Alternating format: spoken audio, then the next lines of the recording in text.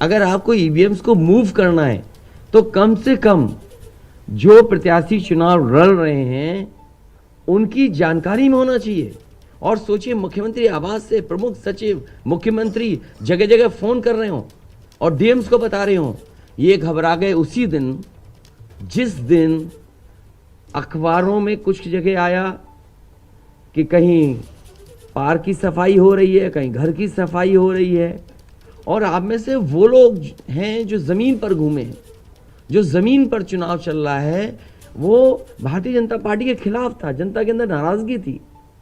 ये जो कल एग्जिट पोल आए हैं, मैं एग्जिट पोल पर बोलना नहीं चाहता था, लेकिन जो एग्जिट पोल आए हैं वो कहीं ना कहीं परसेप्शन ये क्रिएट करना चाहते हैं कि हाँ भारतीय जनता पार्टी जीत रही है, जिससे वो चोरी भी करें अगर, वो भी ना पता लगे कि हाँ चोरी हुई है। इसीलिए अगर हमने वोट दिया है, तो मैं अपने नौजवानों से, किसानों से और आम लोगों को कहूँगा कि उतनी हमारी जिम्मेदारी बनती है कि वोट को हम बचाएं। अगर वोट नहीं गिना जाएगा तो लोकतंत्र कहाँ जाएगा? और ये लोकतंत्र की आखिरी लड़ाई है। मैंने कई बार कहा कि उत्तर प्रदेश का चुनाव लोकतंत्र की आखिरी लड़ाई है।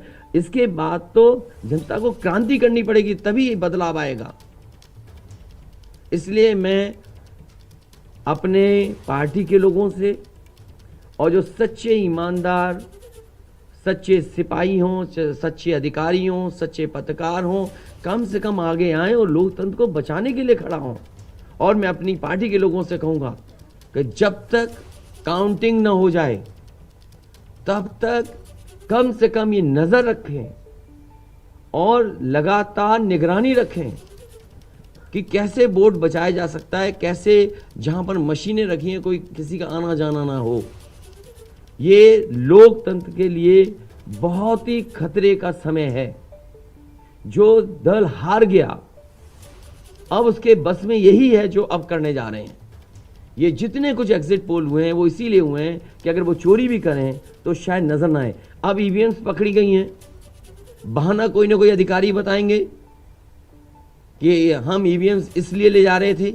आखिरकार फोर्स के साथ क्यों नहीं ईवीएम जा रही थी? ये तो ईवीएम की एक बनारस की जो अभी भी लाइव चल रहा है वो घटना है।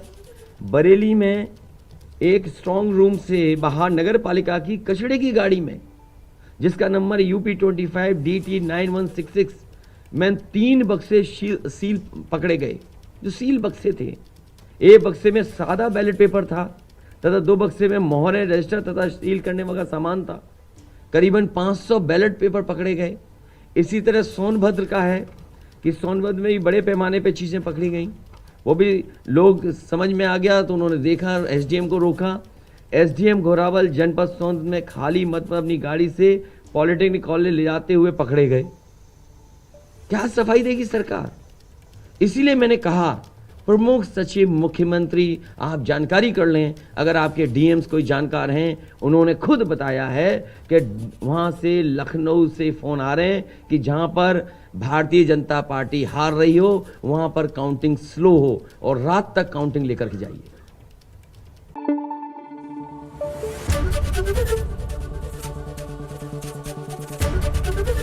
ABP न्यूज़ आपको रखे आगे।